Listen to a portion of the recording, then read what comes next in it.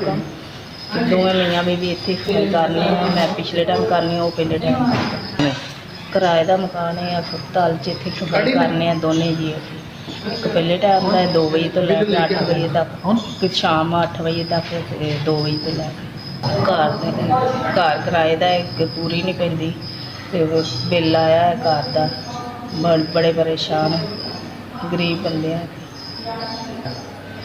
जो तनख्वाह मिलती है वो घर का किराया तो बिल चला जाता, रोटी पानी तो फिर बहुत तंग बैठे हैं।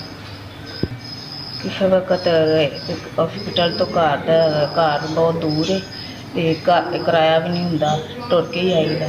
तुहाडी मेहरबानी, मेरी मदद करो।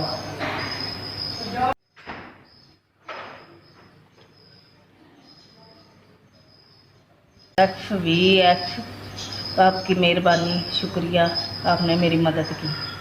आपकी तरफ से मुझे 5000 मिला। आपके इदारे को अल्लाह पाक सदा सलामत रखे। इस तरह गरीबों की मदद करते हैं। आपका 5000 मुझे मिल गया है।